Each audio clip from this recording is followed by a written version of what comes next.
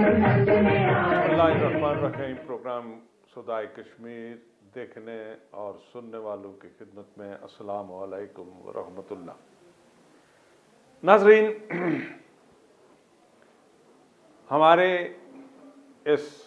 फरवरी में 11 फरवरी कल यानी मकबूल शहीद की बरसी बनाई गई और मकबूल शहीद वो शख्स के जिसने कश्मीर की मुकम्मल आज़ादी और वहाँ अपनी जदोजहद का आगाज़ अपनी जान देकर किया, और उससे पहले वो सियासी तौर पर मुख्तलिफ अदवार में मुख्तलिफ लोगों से, मुख्तलिफ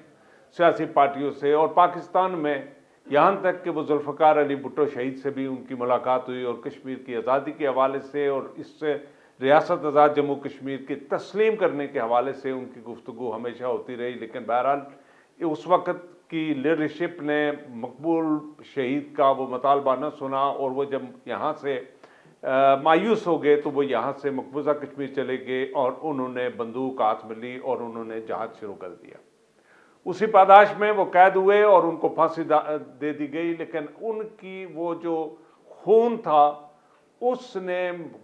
इंडिया को पूरी दुनिया में नंगा करके रख दिया कि कश्मीरी जो हैं वो वाकई आज़ादी चाहते हैं, और उनकी कुर्बानियाँ, उनके नौजवान, उनके खिलाफ 9 लाख फौज लाकर इंडिया ने आगे मकबूजा कश्मीर में रख दी। लेकिन बहरहाल आज तक इंडिया उस मकबूल शहीद की खून के सामने नाकाम नज़र आ रहा है, और मकबूल शहीद के जो पैरोकार हैं, जो नौजवान हैं, जो मुजाहिद हैं, वो आज भी अपने जुआं खून से उस तहरीक की आबियारी कर रहे हैं। उसकी शहादत, मकबूल भट्ट की शहादत को अब जाकर गुज़श्ता 10-12 सालों से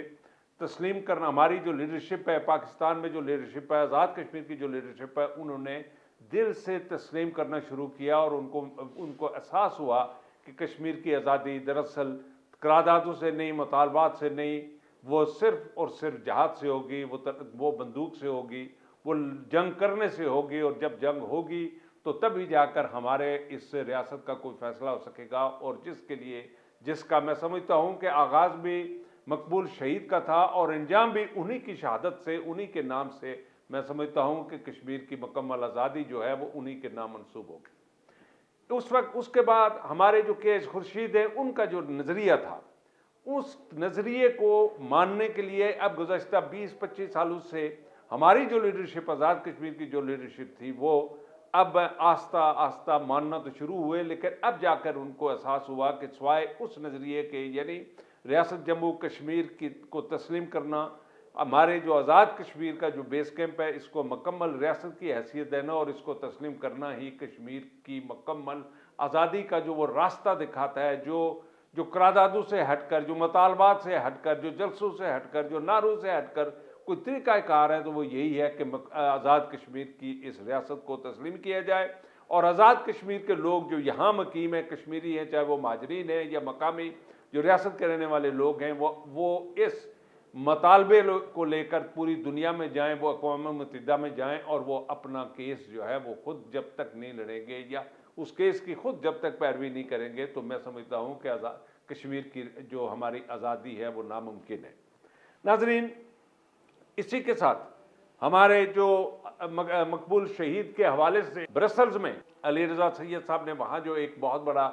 जलसा किया और उसमें खराज अकीदत पेश किया, और बरसी के हवाले से वहाँ यूरोपियन, वहाँ के मकीन जो लोग थे, उस हवाले से, उनकी शहादत के हवाले से लोगों को आगाही दी। मैं समझता हूँ कि ब्रसल्स में हमारे जो मकीम कश्मीरी हैं और बिलखुसूस अली रज़ा सैयद साहब को हम खराज तहसीन पेश करते हैं कि वो कश्मीर के मसले को, रियासत की मुकम्मल आज़ादी के लिए वो जिस तरह से जद्दोजहद कर रहे हैं, वो मैं समझता हूँ कि इस वक्त हम कश्मीरियों के लिए सबसे बड़ा सरमाया है। नाज़रीन, गुज़श्ता दिनों हमारे साबिक़ सदर जनाब परवेज़ मुशर्रफ जो 12 अक्टूबर 1999 में और उन्होंने इक़्तिदार संभाला और 2008 तक वो पाकिस्तान के एक ताकतवर तरीन सदर रहे, और उन्होंने अपने दौर में पाकिस्तान के हवाले से, पाकिस्तान की इक़्तिसादियात के हवाले से, पाकिस्तान की खुशहाली के हवाले से, पाकिस्तान को जो पहले पाकिस्तान का जो नारा दिया, وہ میں سمجھتا ہوں کہ پرویز مشرف کا دیا ہوا نعرہ جو ہے وہ آج بھی ہمارا ایک سرمایہ ہے۔ میں یہ چاہوں گا کہ انہوں نے جب یہ اقتدار سنبھالا تو اس وقت ان سے جو ہم صحافیوں نے پوچھا کہ آپ کو سب سے پہلے کیا احساس ہوا ہے پاکستان کے حوالے سے، اس کی اکانومی کے حوالے سے، تو انہوں نے جو اپنا اس وقت کے جو اظہار خیال تھا، میں یہ چاہوں گا کہ ان کا کلپ ہے آپ بھی سن سکیں وہ ویڈیو، کہ انہوں نے کس طرح سے اپنے خوف کا اور اپنی پریشانی کا اظہار کیا۔ ذرا ان کا یہ کلپ سنیے گا۔ My greatest achievement is, I think my greatest achievement is the economic revival of Pakistan. میرے خیال میں یہی کہوں گا، کیونکہ وہ بیسس تھا۔ جب 99 میں میں ڈسکریج ہو گیا تھا، شروع میں ڈسہارٹن تھا، کیونکہ میں نے سوچا یہ مشکل ہے بچانا اس کو، پاکستان کو، کیونکہ جب میں نے دیکھا کہ کہاں ہم ہیں، یہ لوگوں کو عام پتہ نہیں ہوتا ہے، عام آدمی کو معلوم نہیں ہوتا ہے۔ جب دیکھ رہے ہیں کہ فارن ایکسچینج ریزرو تو $200 ملین ہے، ڈیٹس اتنے بڑھے ہوئے ہیں، اتنے زیادہ ہیں کہ ڈیٹ سروس کے لیے $5 ارب ہر سال دیتے ہیں ہم، وہ کمائی اتنی ہوتی نہیں ہے، تو بورو کرتے ہیں، جا کر بورو کرتے ہیں تو اور زیادہ بڑھ رہی ہے۔ تو اس سے تو بچنا ہی مشکل ہے، یہ کبھی نہیں نکل سکتے ہم اس سے، کیسے نکلیں گے؟ اوپر سے جتنی بھی گورنمنٹ کارپوریشن ہیں وہ $100 ارب ایئرلی لاس میں جا رہے ہیں، 100 بلین روپیز۔ تو میں سمجھ رہا تھا کہ یہ بالکل میرے خیال میں یہ کوئی اگر سوچتا ہے کہ بچ سکتا ہے، یہ پاسبل نہیں ہے، یہ میرے خیال میں ہم وائبل ہی نہیں ہیں۔ تو میں ڈسہارٹن بالکل اور پھر مجھے اکانومی کی سمجھ بھی نہیں تھی فرینکلی، اور مجھے معلوم تھا کہ یہی ایک واحد چیز ہے جس سے ملک بچے گا، اس کو ٹھیک کریں گے تو پھر ملک بچے گا، اور پھر ہی ہم ایجوکیشن یا کلچر یا تو میرے خیال میں مائی اچیومنٹ واز، اللہ تعالیٰ نے ساتھ دیا یہ میں کہوں گا، God has been very kind and we manage somehow, اور وی ٹرنڈ اٹ اراؤنڈ۔ ابھی الحمدللہ کوئی پرابلم نہیں ہے، اور اب میری بالکل اپوزٹ ویو ہے، جبکہ میں پہلے سوچتا تھا کہ اب میرا خیال ہے کہ پاکستان میں ہر چیز ہے، دماغ بھی ہے، ریسورسز بھی ہیں، پوٹینشل بھی ہے، ہر چیز ہے، وہ تو مس مینج ہو رہا تھا سب کچھ، اور کچھ نہیں تھا، مس مینج ہو رہا تھا۔ جو $100 ارب ہمارے گھاٹے میں جا رہے تھے وہ کیا تھا؟ مس مینجمنٹ۔ یہ اسٹیل مل، PNSC، KESC، وابڈا، ہر جگہ میں نے ایک آدمی لگا دیا ادھر، اور اس کو میں نے کہا کہ میری آنکھوں میں دیکھو، and I really did that, I said you look into my eyes, I want you to turn this around. یہ steel mill, national shipping corporation وغیرہ جہاں اربوں روپے لاس میں تھے، آدمی کو میں نے کہا can you do it, tell me, میری آنکھوں میں دیکھے اور مجھے بتاؤ کہ I will do it, and he said I will do it, okay, I said I will back you up, اور دے ڈو اٹ، کیونکہ کوئی نہیں، پرابلم کوئی نہیں ہے، چیز ہے، بے ایمانی ہو رہی ہے، چور بازاری لگی ہوئی ہے۔ مالی پریشانیاں ناظرین جو تھی اس وقت بھی اگر ہمارے کسی ہیڈ آف دی اسٹیٹ کو کھائی جا رہی تھی تو وہ سلسلہ میں سمجھتا ہوں آج تک وہ جاری اور ساری ہے، لیکن پرویز مشرف کا دور، ان کی اپنی محنت، ان کی بہترین ٹیم، اور انہوں نے جو پاکستان کے حوالے سے جو خدمات انجام دی، وہ میں سمجھتا ہوں کہ کوئی جتنا بھی چاہے کہ انہیں بھولنے کی کوشش کرے لیکن وہ بھول نہیں سکتے۔ ان کا دور ہر لحاظ سے خوشحال پاکستان کے نام سے پہچانا جاتا تھا اور جانا جاتا تھا۔ ناظرین، ہمارے ہاں 75 سالوں سے سب سے بڑی جو اس وقت ہماری جو ناکامیاں ہیں یا فیلیورز ہیں وہ یہی ہیں کہ ہم اپنے کسی ایک لیڈر کو دل و جان سے تسلیم کرنے کے لیے تیار نہیں ہیں۔ ہم نے ہر وقت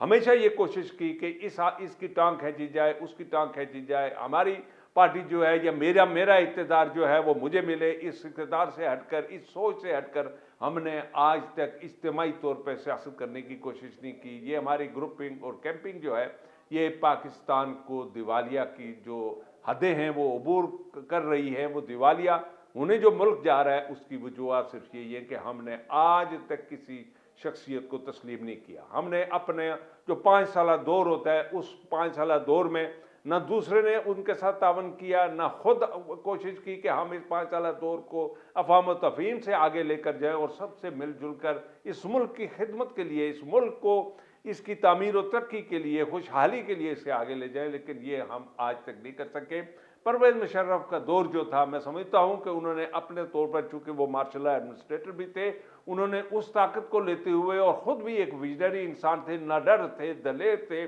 اور اس نے ان تمام خوبیوں کو جب لیا اور آگے بڑھنے کی کوشش کی تو میں پاکستان ایک ڈگر پر لگ گیا تھا. پاکستان اکانومکلی خوشحال ہو چکا تھا. پاکستان اس دور میں صرف 6,000 جو بلین تھے اس وقت وہ مقروض تھا. لیکن اس کے بعد کیا ہوا یہ تو تاریخ کا ایک حصہ ہے، اور ہر روز ہمارے سامنے وہ شیٹ سامنے آتی ہے کہ پاکستان کتنا مقروض ہے اور اس کے کتنے پیسے ہم نے دنیا کے جو قرضے ہیں وہ کتنے دینے ہیں اور کس طرح سے دینے ہیں اور کس وقت میں دینے ہیں. ناظرین، چھوٹا سا بریک لیتے ہیں اور بریک سے واپس آ کر ہم تفصیلاً اس پہ گفتگو کریں گے.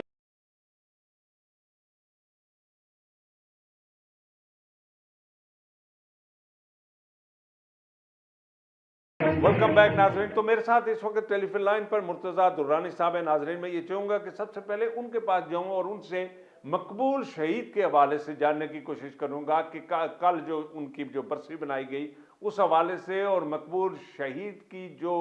دیا جلایا ہوا ہے کشمیر کی مکمل آزادی کے لیے اور اس کی قربانیاں جو ہیں یا ان کے فالوورز کی جو قربانیاں ہیں، اس حوالے سے ہم ان سے جاننا چاہیں کہ کیا وہ تحریک آج بھی زوروں پر ہے اور کیا اسی تحریک اور اسی علم، اسی جھنڈے کے سائے میں ہمیں آزادی ملے گی یا کوئی اور جو طریقہ ہے اس پر ہمیں چلنا پڑے گا. درانی صاحب السلام علیکم. جی وعلیکم السلام. درانی صاحب بہت مہربانی، آپ نے وقت دیا. ہمارے سننے والے یہ چاہیں گے آپ سے کہ سب سے پہلے آپ مقبول شہید کے حوالے سے، چونکہ کل 11 فروری تھی، ان کی جو برسی بنائی جا رہی تھی پورے مقبوضہ کشمیر میں، آزاد کشمیر میں ان کی برسی بنائی گئی، اور اب لوگ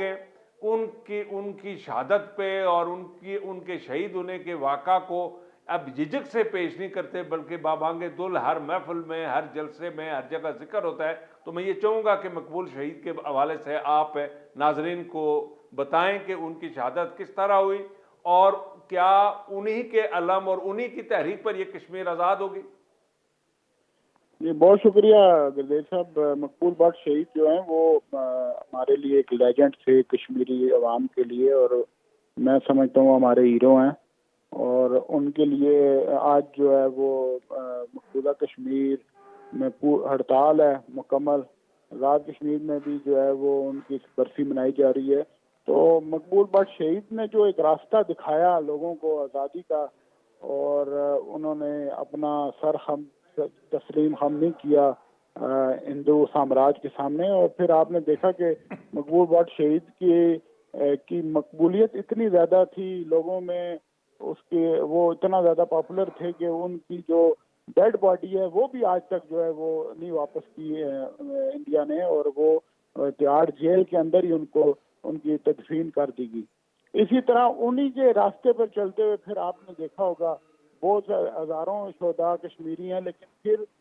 افضل گرو جو ہے بالخصوص افضل گرو جو ہے، جی ہاں، ان کا بھی دن افضل منایا گرو جی شہید کی بھی جو ہے وہ ان کو بھی مقبول بٹ کی طرح 13 فروری کو جو ہے وہ پھانسی دی گئی. ان کو 11 فروری کو دی گئی اور ان کو 13 فروری 2013 کو پھانسی دی گئی. تو وہ جو ہے ان کی بھی جو ڈیڈ باڈی ان کو وہاں پہ جو ہے ان کی تدفین کی گئی. دونوں جو شہداء ہیں ان کی نہ نماز جنازہ انڈیا نے وہاں پڑھنے دی، نہ ان کو کفن تدفین کے لیے کفن دیا گیا. اور تہاڑ جیل کے احاطے میں جو ہے دونوں شہداء کی قبریں آج بھی موجود ہیں. نہ ان کی باقیات کشمیریوں کو واپس کی گئی، نہ ان کو جو ہے نا وہ ان کے اہل خانہ سے ملنے دیا گیا، آخری ملاقات جائے گی، اور نہ ہی جو ہے وہ ان کے جو ہے وہ اسلامی رسومات کے مطابق ان کی تدفین کی گئی. تو میں یہ کہتا ہوں کہ آج تک جو ہے جو دیا علم جو جلایا تھا مقبول بٹ شہید نے آزادی کا، وہ اس کے بعد شعلہ جوالا کی صورت اختیار کر گیا. کشمیری نوجوانوں نے پھر جوگ در جوگ اس تحریک میں جو ہے وہ شمولیت اختیار کی.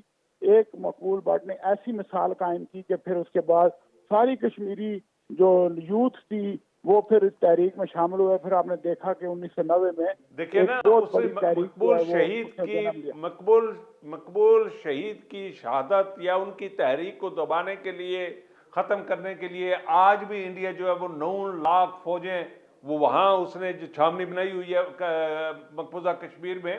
اور بلین آف روپیز وہ خرچ کر رہا ہے اسی تحریک کو دبانے کے لیے. اچھا، اسی کے ساتھ میں یہ چاہوں گا، ایک تو مقبول شہید کی شہادت ہے اور انہوں نے بندوق ہاتھ میں لی اور انہوں نے کہا کہ جی ہم بندوق کے زور سے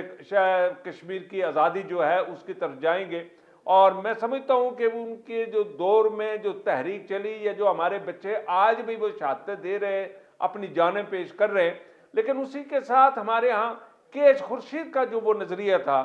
کہ آزاد کشمیر اس بیس کیمپ کو ریاست جموں کشمیر کی نمائندہ حکومت تسلیم کیا جائے. کیا خیال ہے کہ یہ دو کشمیری جو تھے، ایک مقبول بٹ اور کے ایچ خورشید صاحب، ان کا نظریہ اگر آج سے 30 سال یا 25 سال پہلے ہماری لیڈرشپ تسلیم کر لیتی اور ان کی قیادت میں آگے بڑھتے تو کیا ہم آج تک کشمیر کی مکمل آزادی نہ حاصل کر چکے ہوتے؟ اور اگر ریاست جموں کشمیر کو ہمارے جو یہ بیس کیمپ ہے اس کو تسلیم کیا جا چکا ہوتا تو ہماری جو آزادی کی طرف جو قدم تھا وہ کامیابیاں زیادہ ملتی یا اسی طرح کے حالات ہوتے؟ اس حوالے سے بھی پلیز آپ اپنے ناظرین کو بتائیے گا. بالکل آپ کی بات صحیح ہے کہ جی ایک تو یہ ہے کہ انڈیا کا جو ہندوستان کے اندر جو تحریکیں چل رہی ہیں اس میں سب سے زیادہ پاپولر تحریک جو ہے وہ کشمیری عوام کی ہے. اس کے بعد پھر آپ نے دیکھا ہوگا جو سکھوں کی تحریک ہے، ناگالینڈ کی تحریک ہے. تو اب مقبوضہ کشمیر کو اگر وہ پاکستان کا حصہ بنا دے، یہ انڈیا کبھی قبول نہیں کرے گا. اور انڈیا کے ساتھ علاقہ جو ہے یا مرجنگ جو ہے وہ پاکستان قبول نہیں کرتا. تو انڈیا اور پاکستان کے لیے ایک ہی حل موجود ہے کہ وہ اس آزاد کشمیر اور مقبوضہ کشمیر کو ملا کر ایک بفر زون بنا دیں. اور وہی جو مقبول بٹ شہید نے یا کے ایچ خورشید صاحب نے جو نظریہ پیش کیا تھا کہ کشمیریوں کو ان کی سرزمین پر ان کا اپنا اختیار دیا جائے. تو لیکن مسئلہ یہ ہے کہ اب اس میں انڈیا اگر یہ جب پاکستان یہ تحریک کو مطلب وہ کشمیریوں کی تحریک کو ایکسیپٹ کر کے یہ پاکستان کے لیے چھوڑ دیتا ہے علاقہ تو پھر اس کے اندر کئی ہندوستان بن جائیں گے. ہندوستان تقسیم در تقسیم ہو جائے گا. اس کے اندر جو تحریکیں چل رہی ہیں وہ پھر ان تحریکوں کو دبانے کے لیے اس نے کشمیریوں کی تحریک کو دبایا. اور ادھر 9 لاکھ فوج، آپ نے بالکل درست کہا، 9 لاکھ فوج اس نے رکھی ہوئی ہے. اربوں روپے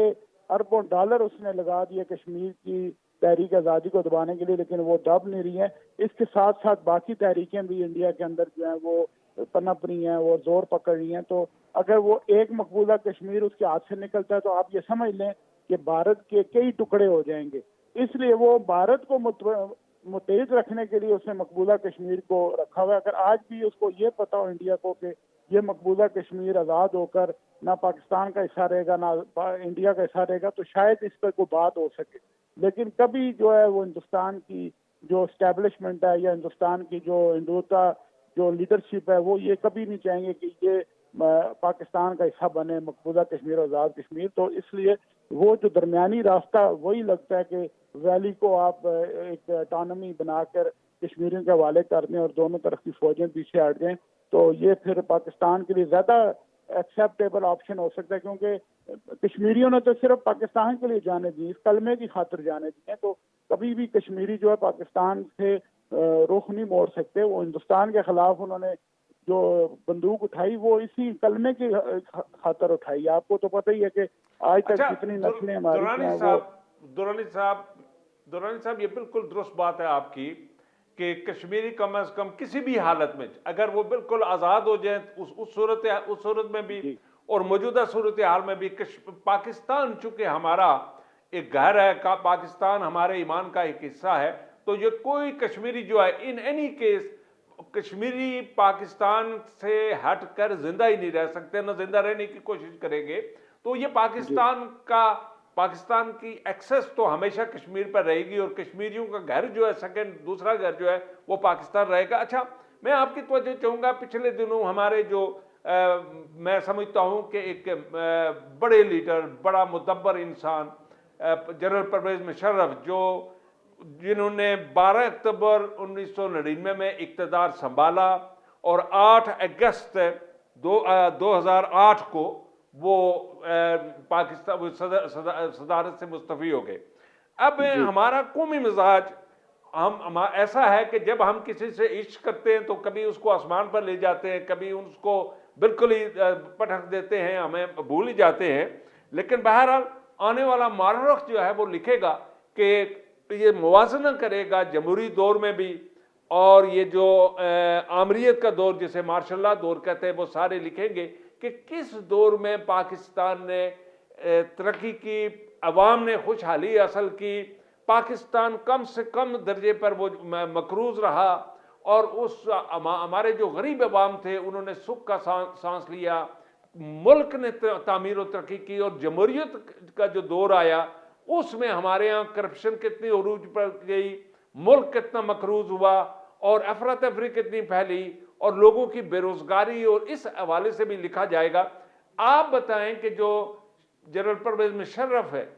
उनका जो दौर, उसका मुवाजना भी और आज के मुवाजना अगर कर लें इन दो कुव्वतों के दरमियान, तो नाजरीन ये जान सकेंगे कि बेहतर तरीन अच्छा दौर जो था वो कौन सा दौर था। जी बिल्कुल, ये सब हर हुकूमत की जो पॉजिटिव नेगेटिव जो है वो काम होते हैं। मैं समझता हूँ परवेज मुशर्रफ साहब ने जो अपने 8 साल दौर इक़्तिदार था उनका, उसमें जब तक वो आर्मी चीफ रहे और 2 साल जो उन्होंने पहले जो 99 से 2002 तक जो उनका एक टेन्योर था, उसमें बेशुमार उन्होंने काम किए, डेवलपमेंट के पाकिस्तान में काम हुए। और मैं ये समझता हूँ आज जो मीडिया, हम ये जो मैं और आप बात कर रहे हैं मीडिया पे, ये सारा क्रेडिट परवेज मुशर्रफ साहब को जाता है, मरूम को। और उन्होंने मीडिया को एक पीटीवी से उठा के प्राइवेट सेक्टर में लाया और मीडिया को आज़ादी दी। मीडिया के चैनल उनके दौर में प्राइवेट सेक्टर के चैनल्स आए, और आज जो है वो पाकिस्तान में ये मीडिया इतनी आज़ादी से जो बात कर रहा है, ये परवेज मुशर्रफ साहब का क्रेडिट है। परवेज मुशर्रफ साहब ने ना सिर्फ मीडिया के सेक्टर में, डेवलपमेंट के सेक्टर में, और बाकी जो गुर्बत के हवाले से आपने बिल्कुल दुरुस्त निशानदेही की उनके दौर में, लेकिन उसके एक रीज़न ये भी थी कि जनरल परवेज मुशर्रफ साहब ने उनको ये भी उनकी किस्मत थी या उसकी किस्मत के धनी थे कि उस दौर में अमेरिका को उनकी ज़रूरत थी। इत्तेहादी जो मुल्क थे यूरोप के और ये नेटो अफवाज को उनकी ज़रूरत थी, क्योंकि उन्होंने अफगानिस्तान में आना था। तो उस दौरान जो है वो डॉलर की जो है ना वो पाकिस्तान में बरसात हो रही थी, और डॉलर जो थे वो हमें मिल रहे थे, साल का 1 अरब डॉलर तो हमें सिर्फ कोलेशन फोर्सेस का वो मिलता था। उसके अलावा भी जो है डॉलर की प्राइस जो है वो आप देखें उस वक्त एक ही कांस्टेंट रही, क्योंकि वो अमेरिका से हमें जब डॉलर आते थे, फिर IMF और ये वर्ल्ड बैंक, इनका भी हमारे साथ बड़ा नरम रवैया था। अच्छा दुरानी साहब प्लीज, दुरानी साहब, परवेज मुशर्रफ साहब के दौर में ये डॉलर्स का फ्लो तो था, लेकिन इतना नहीं था जितना हम समझ रहे हैं। लेकिन उनके दौर में पाकिस्तान जो टोटल जो मकरूज था वो 6,000 अरब रुपए का था। मुझे बताएं कि उस वक्त की तरक्की, खुशहाली लोगों में, यानी हमारे डॉलर और पाकिस्तानी रुपए में जो पैरिटी है या जो कुव्वत थी कि पाकिस्तानी रुपया उस वक्त 60 रुपए में, 1 डॉलर जो है वो 60 रुपए में था, और ये काफ़ी अरसा उन्होंने 6-7 साल 8 साल मेंटेन रखा। हमारे जो मार्केट में जो सामान मिलता था वो सस्ता मिलता था, लोग खुशहाल थे, लोगों के जो कारोबार थे वो बड़े फ्लरिश कर रहे थे। उसी दौर की जो कुछ स्टेबिलिटी जो आज नजर आ रही है ये उसी दौर की है। जमहूरियत में हमने क्या खोया, क्या पाया, हम इस मुल्क ने कितनी तरक्की की जमहूरियत के दौर में? जी जमहूरियत में तो आपने देखा कि जमहूरियत जो है वो कहते हैं ना कि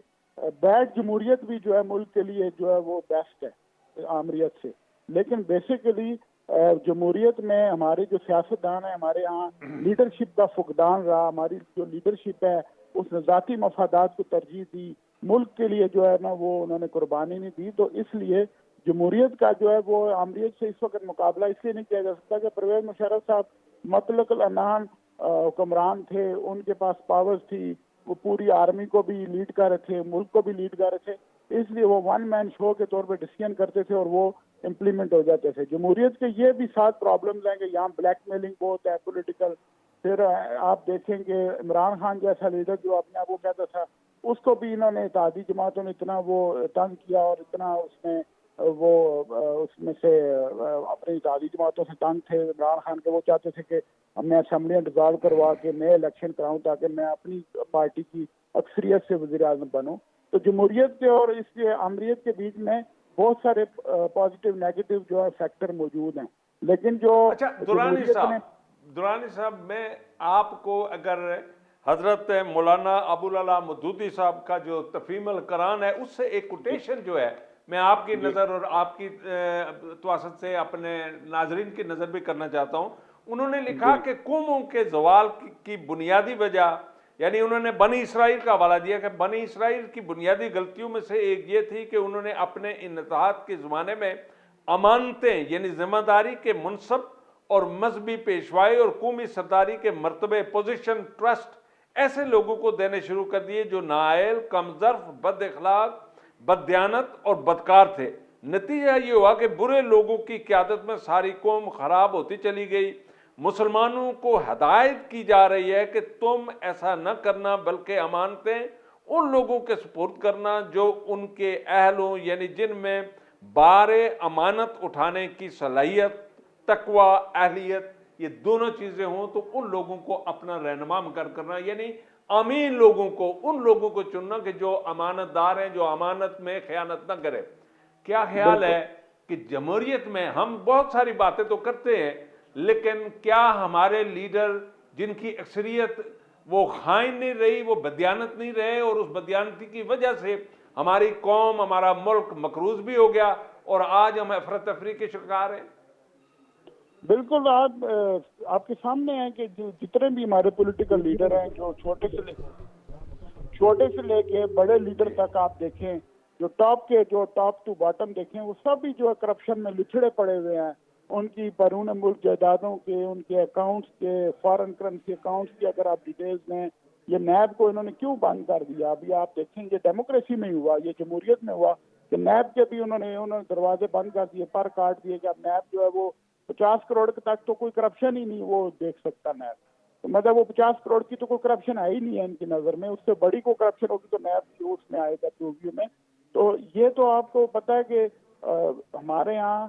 لیڈرشپ کا فقدان رہا, اور جو لیڈر ہمارے یہاں پیدا ہوئے جن کو عوام نے منتخب کیا, وہ تو ان کے کردار پر تو بس اللہ ہی معاف کرے, ان کے اب ہم کیا کہہ سکتے ہیں, اللہ تعالیٰ ہی ہے. لیکن میں آپ کو گزارش کروں کہ اس میں ایک ایگزامپل آپ جو ہے نا وہ انگریز کی دے سکتے ہیں کہ برٹش رول جو تھا, وہ برٹش رول اس لیے پوری دنیا میں تھا کہ وہ منصب پہ جو ہے وہ ایماندار اور دیانتدار لوگوں کو بٹھاتے تھے. ڈپٹی کمشنر جو ہے وہ رائل بلڈ جو ہوتا تھا, بلو بلڈ کے لوگ ہوتے تھے, ان کو بٹھاتے تھے تاکہ وہ بیٹھ کے اس کرسی پر جو ہے وہ انصاف کے ساتھ فیصلے کریں. اس لیے جو ہے وہ برٹش راج جو ہے وہ پوری دنیا پہ جو ہے نا اس کا سورج جو ہے وہ کبھی غروب نہیں ہوتا تھا, کیونکہ ان کے لوگ جو انصاف کرتے تھے. بالکل صحیح. دورانی صاحب, آج بھی تو یہ مثال موجود ہے نا جی کہ برٹن کی آج کی جو حکومت ہے, آج کا جو وزیر اعظم ہے اور اس کی کیبنٹ ہے, اس کے سرکاری دفتر ہیں, 45 کاروں کے ساتھ وہ مینیج کر رہے ہیں, مینٹین کر رہے ہیں. اور آج ہی میں ایک رپورٹ پڑھ رہا تھا کہ ہمارے ہاں 1,25,000 گاڑیاں ہیں جن کا بلین آف روپیز کی مینٹیننس اور ان کے فیول میں چلے جاتے ہیں. تو بہرحال بدیانتی میں تو ہم انتہا پہ ہیں. ہمارے ہاں تو کوئی نہ شرم ہے, نہ اخلاق ہے, نہ سوچ ہے, نہ احساس ہے. تو جس قوم کا اور جس لیڈرشپ کا احساس ختم ہو جائے وہ قوم اور وہ ملک ختم ہو جاتے ہیں. اس حوالے سے میں یہ ناظرین ہم یہ چاہیں گے کہ اسی موضوع پہ کنٹینیو رکھیں, لیکن چھوٹا سا بریک, اور بریک سے واپس آ کر ہم درانی صاحب سے اسی حوالے سے مزید بات کریں گے.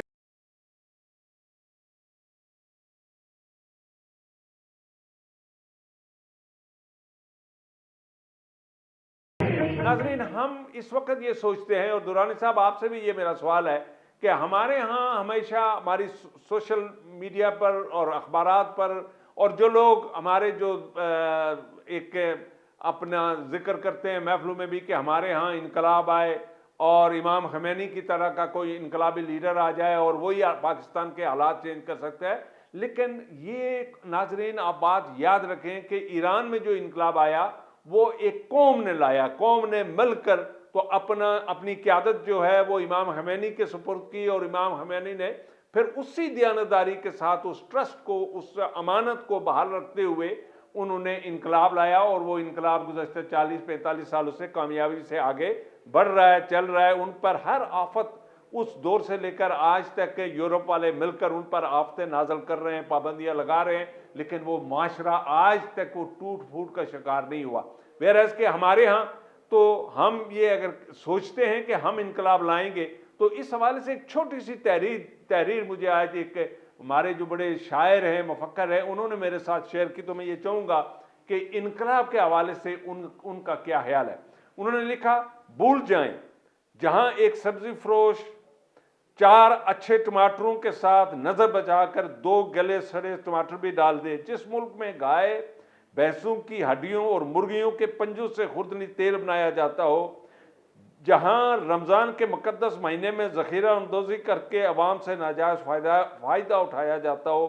جس دھرتی میں چپڑاسی اس فائل آفیسر کے پاس پہنچانے کے لیے چائے پانی کا مطالبہ کرتا ہو، جہاں سڑک کے کنارے کھڑے قانون کے محافظ اس کا سودا سر 30-40 روپے میں کر دیں، جہاں کے لوگ قبرستانوں سے مردے اکھاڑ کر ان کے گوشت کھا جائیں، جہاں دین کی بات کرنے پر گولی کا خوف ہو، جہاں پڑوسی کی لاش 5-5 دن تک گھر میں پڑی رہے اور محلے والے کو خبر نہ ہو، جہاں تیل کی ٹینکرز کے اندر تھیلی میں لپیٹ کر چرس لائی جاتی ہو، جہاں مرے ہوئے جانور قوم کو کھلا کر ان کو ہسپتال پہنچا دیا جائے، جہاں ہسپتال میں ایمرجنسی وارڈ کے ڈاکٹرز تنخواہوں میں اضافے کے لیے ہڑتال پر ہوں اور مریض دم توڑ جائے، جہاں جعلی ادویات بنا کر قوم کی جانوں سے کھیلا جائے، بھول جائیں کہ وہاں انقلاب آئے گا۔ ناظرین، یہ بالکل سچی بات ہے۔ ہم کبھی اپنے گریبانوں میں منہ ڈال کر نہیں دیکھتے کہ جب ہم روڈ پر چلتے ہیں تو ہم راستہ کیا کسی کو دیتے ہیں، گاڑی چلا رہا ہے تو گاڑی والے کو یہ احساس ہے کہ میرے پیچھے دوسری بھی گاڑی آ رہی ہے، یا میرے دائیں بھی ہے یا میرے بائیں بھی ہے، تو مجھے روڈ پر گاڑی کس طرح چلنی چاہیے، اور ٹریفک کے جو رولز ہیں، جو اصول ہیں، کیا میں ان پر عمل کرتا ہوں۔ تو ان تمام چیزوں کو دیکھ کر تو کیا ہم یہ دعویٰ کر سکتے ہیں کہ ہم انقلاب لائیں گے؟ جی درانی صاحب، اس انقلاب کے حوالے سے یہ تحریر بھی میں نے آپ کے ساتھ شیئر کی، تو آپ اس حوالے سے آپ کا کیا خیال ہے؟ جی دیکھیں گردیش صاحب، انقلاب تو قومیں لاتی ہیں، غیرت مند قومیں لاتی ہیں، یہ تو پاکستان میں تو جی ایک بالکل صحیح۔ ہجوم بے کراں ہے، یہ تو ایک ریوڑ ہے جس کو جو ہے نا جس طرف کوئی ہانکتا ہے اس طرف چلے جاتے ہیں۔ ان سے کوئی امید نہیں رکھی جا سکتی۔ یہ جو ہے دیکھیں، ابھی اتنی بڑی جو ہے وہ پاکستان میں مہنگائی کی لہر آئی، اتنی بڑی جو ہے نا وہ مہنگائی ہوئی، لوگ جو ہے وہ آٹے کے لیے مر رہے ہیں، لیکن لوگ آٹے کی لائنوں میں ضرور لگے، کسی نے احتجاج نہیں کیا۔ کسی شہر میں کوئی آپ کو جی نظر بالکل آیا صحیح۔ کہ مہنگائی کے خلاف کبھی احتجاج ہوا؟ کسی کا آج جی جو ہے بالکل نا، میں نے خبر پڑھی ایک افسوسناک، ننکانہ صاحب نے توہین مذہب کے نام پر ایک شخص کو گرفتار کیا پولیس نے، اور ایک ہجوم نے آ کے جو ہے وہ اس کو مار دیا۔ اب اس کا فیصلہ وہ انہوں نے خود ہی کر دیا، نہ عدالت میں گیا، نہ وہ کسی جگہ اس کی ہیئرنگ ہوئی، کیا پتا وہ بے گناہ تھا یا اس نے توہین مذہب کی یا نہیں کی۔ اب اس طرح کے ہمارے ہاں ٹرینڈ ہو گئے ہیں کہ اب لوگ جو ہے وہ اپنے جو بڑاس ہے وہ اس طرح نکال رہے ہیں، لوگوں کو مار کے نکال رہے ہیں۔ اور یہ جو ہے ٹرینڈ جو پاکستان میں نیا چلا ہے، پاکستان کے عوام جو ہے اب آہستہ آہستہ وہ اپنے حواس کھوتے جا رہے ہیں۔ یہ مہنگائی کا طوفان، یہ جو پاکستان پہ جو مسلط کیے جا رہے ہیں باہر سے حکمران، آپ دیکھیں یہ جتنے معیشت دان ہیں یہ تو ہمیں غلط اور فاج قسم کی جو ہے فگرز دیتے رہے آج تک۔ کون سی آج تک پاکستان کی جی ڈی پی 4% سے اوپر نہیں کی، اور یہ ہمیں کبھی کہتے تھے 6% پہ، اور کبھی آج بھی 0% پہ جی ڈی پی ہے پاکستان کی۔ ایکسپورٹ آپ دیکھ لیں، امپورٹ دیکھ لیں، کتنا ہمارا جی ڈفرنس بالکل۔ ہے۔ تو کوئی کنٹری جو ہے وہ سروائیو نہیں کر سکتا جب تک وہاں پہ رول آف لا نہ ہو، قانون کی حکمرانی نہ ہو۔ آپ دیکھیں ہم ہی یہی والے لوگ ہیں، جب یہ ہم باہر جاتے ہیں ابھی اپنے ایئرپورٹ پہ، تو ہم اس طرح جو ہے وہ دوڑ رہے ہوتے ہیں جیسے ایئرپورٹوں پہ کوئی ان کو نہ پوچھنے والا، نہ وہاں پہ کوئی ہے قانون۔ لیکن جب یہ یورپ کے، دبئی کے کسی ایئرپورٹ پہ اترتے ہیں تو اس طرح لائن بنا لیتے ہیں جیسے ان سے مہذب معاشرے میں کوئی رہا ہی نہیں ہے۔ تو اس لیے کہ وہاں پہ جی قانون کی بالکل۔ حکمرانی، ان کو وہاں پہ ڈر ہے لا کا۔ پاکستان میں کوئی حکمرانی نہیں قانون کی، پاکستان میں جو مائٹ از رائٹ ہے، تو اس لیے میرا نہیں خیال ہے کہ یہاں پہ کوئی انقلاب جو ہے وہ کوئی اس کی امید ہے مجھے. جی بالکل صحیح. جی ناظرین، اور بالکل درانی صاحب آپ نے بھی دیکھا ہوگا کہ پچھلے دنوں سوشل میڈیا پہ اپنے جنرل باجوہ صاحب بھی دبئی میں ایک جگہ پر وہ سگنل کا وہ انتظار کر رہے، وہ کھلے تو وہ زیبرا جو کراس کریں تو پتہ چلا کہ ایک قانون والے ایک قانون کی پاسداری کس طرح کی جاتی ہے. اور یہیں اسی ملک میں وہی جنرل صاحب ہوتے تھے کہ پوری جب وہ ان کی جو سواری تھی اپنے دفتر سے نکلتی تھی اسلام آباد کی طرف آتے تھے یا کہیں بھی ملک میں سفر کرتے تھے تو پورے ملک کی گاڑیوں کو رخ موڑ دیا جاتا تھا، روک دی جاتی تھی اور ان کو گزرنے دیا جاتا تھا. تو یہ ساری چیزیں جو ہے میں یہ سمجھ رہا ہوں اور دیکھ رہا ہوں کہ ہمارے لوگ بھی دیکھ رہے ہیں، ہمارے عوام بھی دیکھ رہے ہیں. اور اس حوالے سے ہم میں کب بیداری آئے گی؟ ہماری جو سول سوسائٹیز ہیں، ہمارے جو پڑھے لکھے لوگ ہیں، ہمارے جو پروفیسرز ہیں، جو یونیورسٹیز ہیں، وہاں اس حوالے سے کب سے وہ یہ ایک آگاہی کی مہم چلائیں گے کہ ایک عام انسان جو پیدل چلتا ہے تو اس کے پیدل چلنے والے کا جو راستہ ہے وہ گورنمنٹ کو کس طرح سے ڈیزائن کرنا چاہیے، روڈ زیبرا کراسنگ کس طرح ہونی چاہیے، روڈوں پر جو ٹریفک رولز ہیں ان پر کس طرح سے عمل درآمد ہونا چاہیے. ہمارے ہاں تو کوئی اگر 50 فٹ 60 فٹ روڈ بھی چوری ہوگی تو وہاں رانگ پارکنگ، لوگوں کا ہجوم، وہ ٹریفک ہمیشہ اور وہ روڈ ہمیشہ بند ملتی ہے. تو ان تمام حالات کو دیکھ کر میں یہ سمجھتا ہوں کہ ہمارا معاشرہ جو ہے وہ ٹوٹل ٹوٹ پھوٹ کا شکار ہے. درانی صاحب آپ ہمارے ساتھ رہے، بہت مہربانی، آپ نے اپنا وقت دیا. ناظرین اسی کے ساتھ ہے میں آپ کو ایک نالے پہ لے چلتا ہوں. ایک دریا ہے، اس کو عبور کرنے کے لیے آج کے دور میں ہمارے وزیر اعظم آزاد کشمیر کا وہ حلقہ انتخاب ہے، انہوں نے اس جگہ سے ووٹ لیے ہیں اور ان لوگوں نے رسیوں کا اور لکڑیوں کا وہ ایک پل سا بنا کر، عارضی پل بنا کر تو اپنے بچوں کو وہ کراس کرا رہے ہیں. چونکہ آج کل امتحان کا دور ہے اور وہ بچوں نے اس نالے کو کراس کرنا ہوتا ہے، ان کے پاس کوئی اور ذرائع نہیں ہے. تو انہوں نے لوگوں نے چندہ اکٹھا کر کے تو وہاں ایک وہ جو عارضی پل بنایا، سسپینشن برج بنایا. اس کو بھی ذرا یہ دیکھیں کہ یہ اس نالے پر جو لگا ہوا ہے. اور آج کے دور میں، آج کون سی صدی میں ہم رہ رہے ہیں؟ لوگ مریخ پر جا رہے ہیں تو ہم کیا کر رہے ہیں؟ ہم اسی طرح سے آج سے جو 200 سال یا 300 سال پہلے والے جو انتظامات تھے انہی پہ عمل کرتے ہوئے ہم آگے بڑھ رہے ہیں. تو اس حوالے سے بھی کیا ہماری لیڈرشپ یا ہماری سول سوسائٹیز یا ہمارا پڑھا لکھا طبقہ جو ہے، کیا وہ کبھی غور فرمائیں گے کہ یہ کیا ہو رہا ہے؟ کیا ہمارے وزیر اعظم صاحب کو لوگ روک کر یہ بتائیں گے کہ آپ کے حلقہ انتخاب میں آج بھی لوگ جو ہے وہ اس طرح سے وہاں اس نالے کو، اس دریا کو اس طرح سے کراس کرتے ہیں تاکہ کوئی احساس بیداری پیدا ہو جائے؟ ہم ایک دوسرے سے شکوے، ہم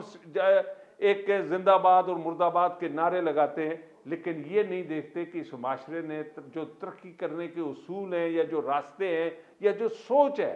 اس کو کب بیدار ہونا ہے اور کس طرح بیدار کی جائے گی. ہماری لیڈرشپ جو ہے وہ بھی نعروں میں اور زندہ آباد مرد آباد کے اسی جو خواب میں آج تک وہ چل رہے ہیں. تو کیا اس طرح سے ہماری یہ ریاست یا ملک کبھی ترقی کریں گے؟ ہمارے بچے جو اس وقت P H D master degrees لے کر وہ یہ رکشے چلا کر پورا دن تو اپنا وہ گزارا کر رہے ہیں، پیٹ پال رہے ہیں، کیا ہماری حکومت نے یہ سوچا کہ ہماری ریاست میں اس وقت پی ایچ ڈیز کتنے ہیں، ماسٹر ڈگریز جو ہیں وہ ماسٹر جو ڈگریاں لے کر پھر رہے ہیں ان کی تعداد کتنی ہے، اور ان کی جو نوکریاں ہیں وہ کن اداروں میں کی جائیں، کن فیکٹریوں میں کی جائیں، کس طرح سے بزنس اپرچونیٹیز پیدا کی جائیں کہ ان لوگوں کی کھپت کہیں ہو سکے، باعزت طور پر کھپت ہو سکے. ہمارے ہاسپٹلز جو ہیں ان کی حالت جو ہے وہ کیا ہے؟ ہمارے ہاں جو دوائیوں کی ایکسیس جو ہے یا صحیح دوائی ملنا، ایسپرو ملنا، پیناڈول ملنا، وہ کتنا مشکل ترین ایک مرحلہ بن چکا ہے، مشکل ترین معاملہ بن چکا ہے. تو ان تمام حالات کو دیکھنے کے لیے میرا خیال ہے کہ ہمیں اقوام متحدہ کا جو جنرل سیکریٹری ہے وہ آ کر تو نہیں بتائے گا، امریکہ کا جو بائیڈن آ کر نہیں بتائے گا. ہماری یہی لیڈرشپ ہے، یہی لوگ ہیں، ہمارے علماء ہیں، ہمارے پڑھے لکھے لوگ ہیں، یہی اپنے معاشرے میں یہ آگاہی مہم چلائیں گے، بیداری کی مہم چلائیں گے تو تب ہم آگے بڑھ سکیں گے. ورنہ ہمارے ہاں زلزلہ آ چکا ہے اور آپ نے دیکھا ہوگا 2005 میں جب زلزلہ آیا تو ترکی کے مسلمانوں نے، ترکی کی حکومت نے ہمارے ان علاقوں میں مظفرآباد، باغ، نیلم ویلی اور یہ جو علاقے جو راولاکوٹ جو ہماری خوبصورت بلڈنگیں تعمیر ہوئی، یہ ترکی کے اس ڈونیشن اور یونائٹڈ عرب ایمریٹس کی ڈونیشن سے خوبصورت ترین ہاسپٹل بنے، ہمارے سیکریٹریٹ بنے، بلڈنگیں بنی. تو کیا آج ہمارے پورے آزاد کشمیر میں، بالخصوص ہمارے 4 اضلاع میں، مظفرآباد، نیلم، ہٹیا اور باغ، راولاکوٹ، کیا ان تمام شہروں میں کوئی ایک بھی ایسا کیمپ لوگوں نے لگایا ہے کہ ترکی کے مسلمانوں کے لیے وہاں کی جو اس وقت 26,000 شہید جو ان کی لسٹ اب سامنے آ چکی ہے کہ وہ جو لوگ شہید ہوئے ہیں ان کی مدد کے لیے کیا ہم میں سے ہماری سول سوسائٹی، ہمارے لیڈرشپ کسی ایک نے باہر کیمپ لگایا ہو، ڈونیشن اکٹھے کرنے کی کوشش کی ہو تاکہ ہم اس 2005 یا اس کے بعد جو ترکی نے مسلسل ہماری مدد کی، ہم آج اس کے لیے نمک برابر کوئی مدد ہم اپنی ان تک پہنچا سکے اور بتا سکے کہ ہم آپ کے احسان مند بھی ہیں اور ہماری طرف سے چونکہ ہمارے ہاں یہ حالت ہے تو بہرحال ہم آج بھی آپ کے دکھ میں آپ کے ساتھ شامل ہیں. لیکن میں نہیں سمجھتا کہ ہمارے کسی ایک شہر میں، کسی ایک جگہ پر، کسی ایک مسجد میں ہمارے علماء نے یا ہمارے کسی یونیورسٹی نے یا طالب علموں نے یا پروفیسرز نے یا ہماری جو حکومت ہے، جو لیڈرشپ ہے، انہوں نے کوئی ایسا کیمپ قائم کیا ہو جہاں ترکی کے مسلمانوں کے لیے امداد کا کوئی سورس، کوئی طریقہ جو ہے وہ بنایا ہو، اسے بتایا ہو لوگوں تک. تو جب یہ تمام چیزیں ہمیں نظر آ رہی ہے تو اتنی ابن الوقتی اور اتنا جو مایوسی جو ہم دیکھ رہے ہیں اپنے معاشرے میں، لوگوں میں، تو اس سے خوف آتا ہے. ناظرین، اسی پر ہم آج کا یہ پروگرام ختم کرتے ہیں. آئندہ ہفتے پھر انشاءاللہ آپ کے سامنے پیش ہوں گے. اس وقت کے لیے آپ اپنا اور ارد گرد رہنے والے لوگوں کا خیال رکھیے گا.